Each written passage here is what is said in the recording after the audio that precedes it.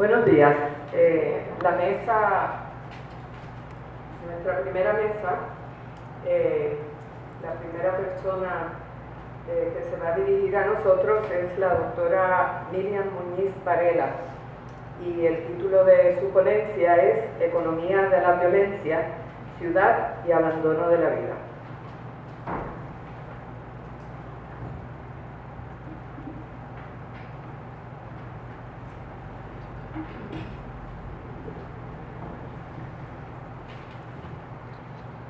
Gracias, Elizabeth. Buenos días a todos los que nos acompañan. Gracias a la profesora Madre Román por haber organizado siempre estos conversatorios, estos encuentros con éxito, aún en medio de toda la situación que atravesamos. Gracias también a la Fundación Puertorriqueña para las Humanidades por permitir que se lleve a cabo este encuentro. Entonces, le voy a pedir excusas, es la primera vez que voy a leer de un iPad. Entonces tengo que trataré de no irme demasiado del texto, cosa de cumplir con los 20 minutos que creo que tenemos pautados. Trataré. Bueno, ya le dije en el título, Economía de la Violencia, Ciudad y Abandono de la Vida.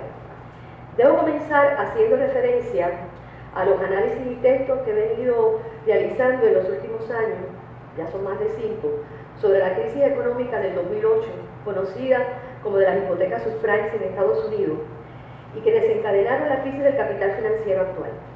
Se produjo una desvalorización de más del 30% en los valores de las casas, bien fundamental de la clase media norteamericana y puertorriqueña, con el efecto inmediato de ejecución de hipotecas y de prácticas de desahucio. Esto tuvo consecuencias generales sobre el crédito, la deuda, tanto la relacionada con las personas consumidoras, como la del Estado pública. La crisis económica en Estados Unidos lleva a las bancarrotas de bancos, de casas aseguradoras, de industrias, de comercio, más la masiva ola de desempleo que la acompaña y se extendió a los dos lados del Atlántico. En Puerto Rico, estos efectos se van sintiendo un poco después, aunque las medidas de emergencia se toman desde el mismo 2008 por parte de la Administración Fortuño, como lo fue la famosa Ley 7, entre otras. Tengo en el Observatorio Móvil puesto un análisis de las leyes, estas que le llaman estados de emergencia y demás, que todos los gobernadores a partir de Fortuño han hecho alguna de estas leyes, en especial este último. En la isla habría que añadir a los efectos de la crisis la de la propia insolvencia estatal, con la doble pinza del déficit presupuestario y de la deuda. Las medidas neoliberales ya en marcha desde los años 80, léase privatización, flexibilización, desregulación y recortes a la asistencia social, se profundizan. Las paradojas de la viva economía se tensan hacia su lado trágico y más dramático. La respuesta neoliberal a la crisis de las subprimes se dirigen a recortes y ajustes de las cuentas del Estado, con despidos masivos de empleados del gobierno, mayores cargas contributivas, aumentos tarifarios de servicios públicos y reducción de los servicios colectivos, y más privatizaciones.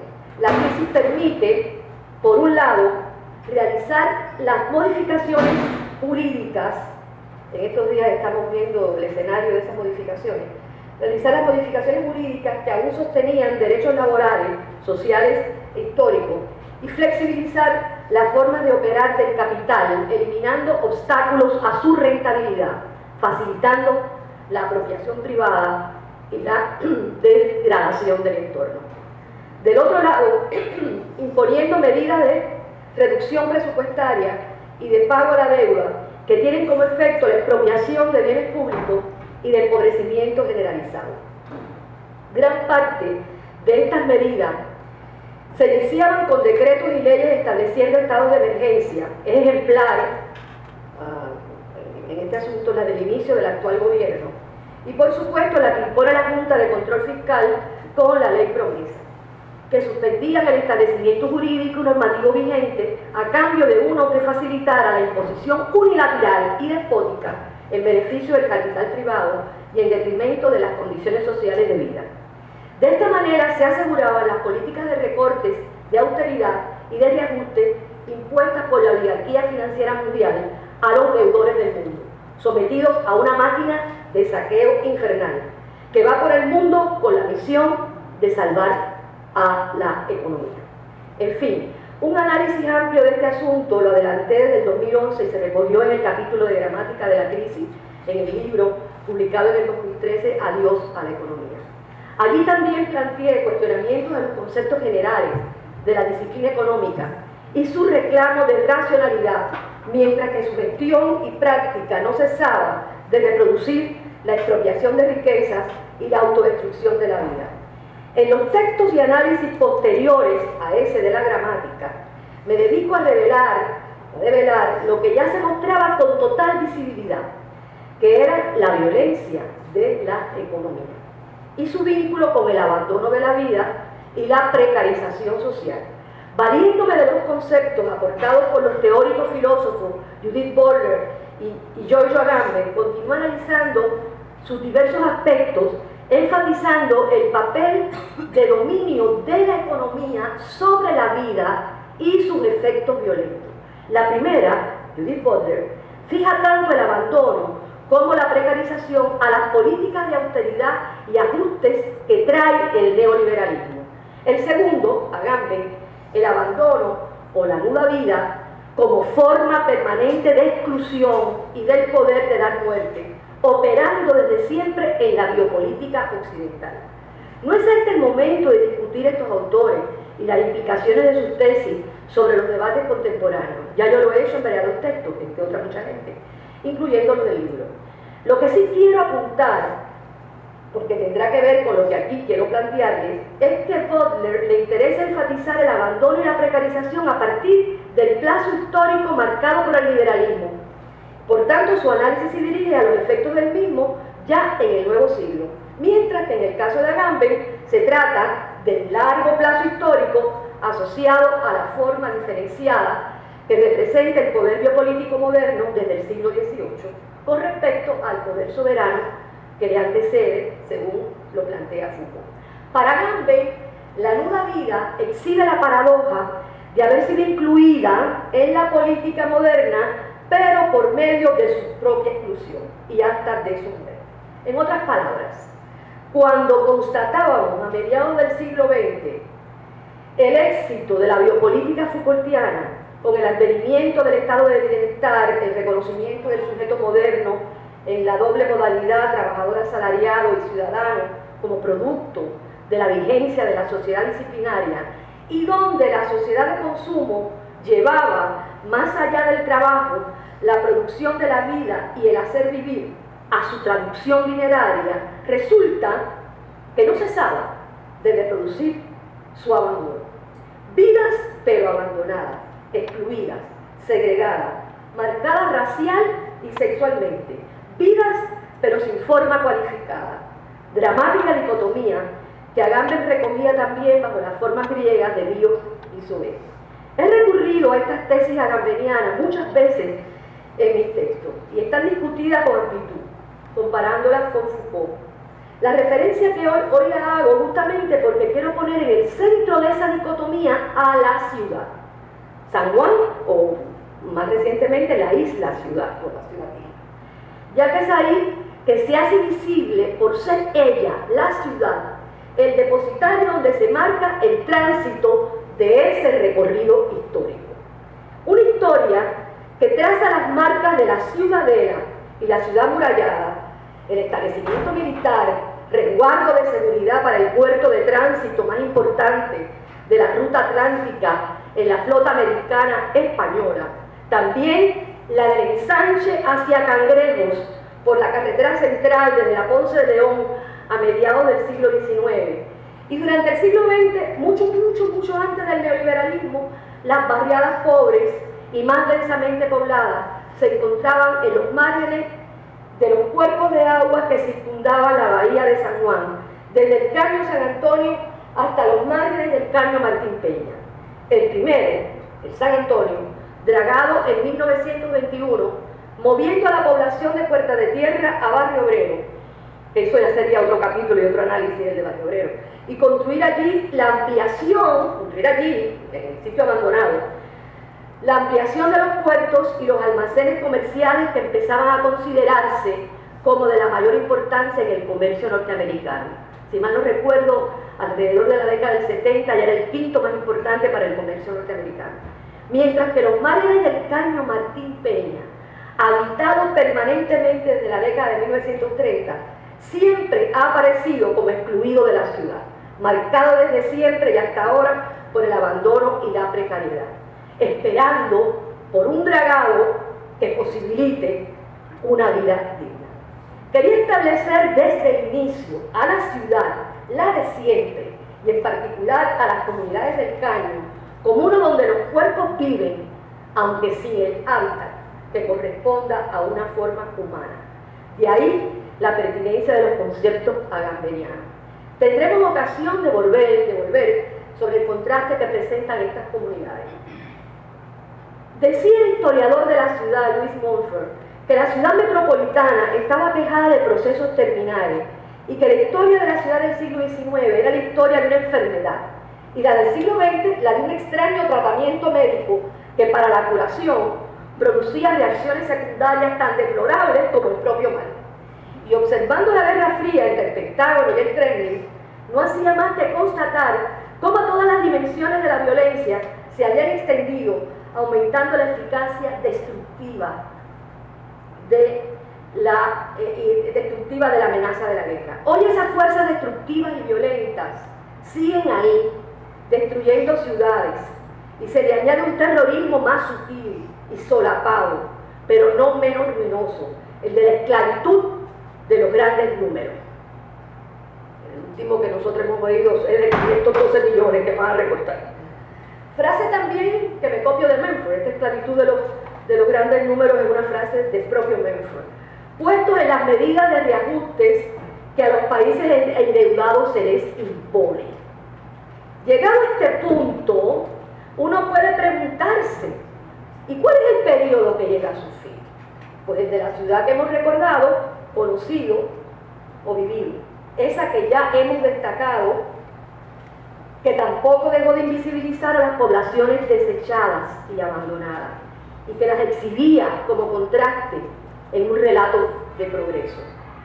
Se trata de la ciudad diseñada por el consumo masivo, donde su expansión descansaba en la apropiación privada de la tierra para urbanizarla, lo que resultó en una de las fórmulas más exitosas del reformismo capitalista versión USA de la posguerra, con la aparición que sorprendería al propio Marx, no ya del proletariado, sino del propietario, también deudor, consumidor, y portando la cédula de identidad del ciudadano como perteneciente a una civilidad, a una ciudad. Pero esa ciudad esparramada en los suburbios clasmedieros de la llamada área metropolitana.